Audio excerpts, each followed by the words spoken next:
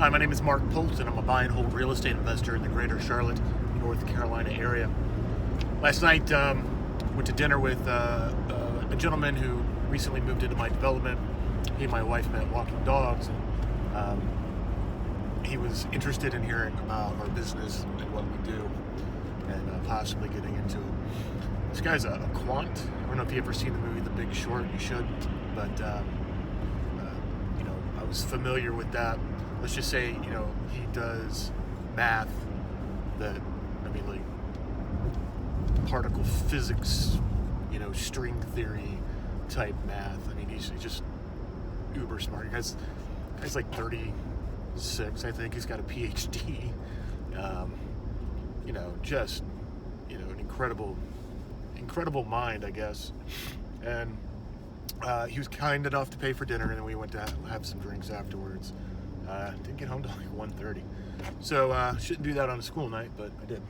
But it was interesting talking to him because he makes a lot of money, much more than I do, and he's very debt adverse. He doesn't want to go into any debt. He doesn't want to leverage it. And it was interesting to hear his story. His father owned businesses and did real estate in India. He's Indian, by the way. And he's seen the good times and the bad times. His father cycling in and out of being a millionaire to being broke, and a lot of that through leverage. His father, I guess, does equity trades and commodity trades, and basically paper assets. And I just kind of explained to him, I used to be very adverse to debt. And if you had told me 5-10 years ago that I'd be $1 million in debt today, which I give or take 10%, that I didn't care really, that I'd say you're crazy. But it's true. I've got about $1 million of debt, and I don't really care because it's we get more than service it. That debt is allowing us to grow our portfolio. And, in about 4 years, give or take, we went from 3 properties to 15 properties. They're not all rented out. I think we have 5 empty right now, in various stages, or maybe it's 4, in various stages of rehab. And one of them being a duplex, maybe it's just 5 units. It's starting to not be able to keep track of them as well as I used to. But, hopefully, in the first half of next year, we should be able to hopefully in January we'll have 2 ready for rent, and then hopefully by July the others will be ready to go too. I suspect that we'll have the opportunity to purchase another home first half of next year as well, which I'm not really looking for a home, but if one comes by, we'll probably buy it. So. To get back to the leverage and the debt and stuff like that, I was kind of explaining to him, the beauty, and that's how you basically get, you get stupid rich in real estate is through leverage. And, he never wants to use his money. And I told him about a podcast I listened to where, the guy, thinks it's 2008. He just assumes it's going to happen again tomorrow. And he never uses any of his own money. He always uses, so if he loses everything, he's losing other people's money. Not his own. And his formula works for him. It's not one that I particularly like, but so the whole leverage thing, if you buy a $500,000 home, $500,000, you can probably put 20% down, about $100,000. You get full use and get to take full advantage of the full $500,000 purchase.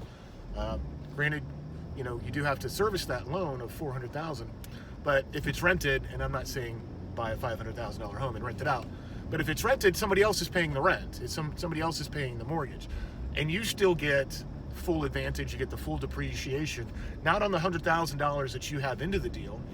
You got it on the $500,000 purchase price of the house, and all of the advantages, the tax advantages, and everything else that comes from owning a $500,000 home that you don't have $500,000 into it. And if you do like the Meet Kevin thing, where you have wedge deals, and he uses much bigger properties than I do, but if I can buy a property for $40,000-$50,000, put another $20,000-$30,000 into it, and then get a mortgage for $100,000, I have no money in it. In fact, I'm going to make about $20,000 out of that deal when I equity strip it. So oftentimes, when you fix up these homes or you increase their value, you actually make money in addition to getting the rental income every month, in addition to the tax benefits, in addition to everything else.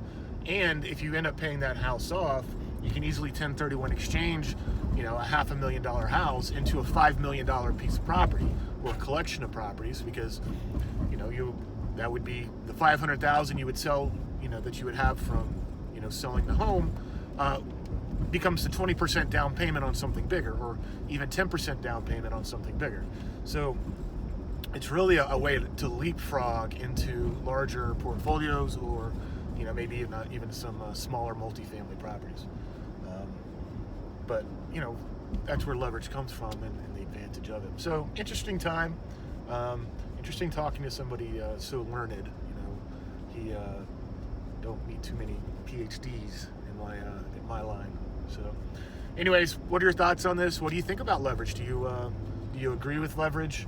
I am a fan of paying off your primary residence, so that if you actually lose, a job, you can go down to the local gas station and pay for the property tax and utilities. Probably not going to cost you that much unless you're like in Jersey or something like that. But anyways, leave your comments and questions in the comments section below. I wish you success.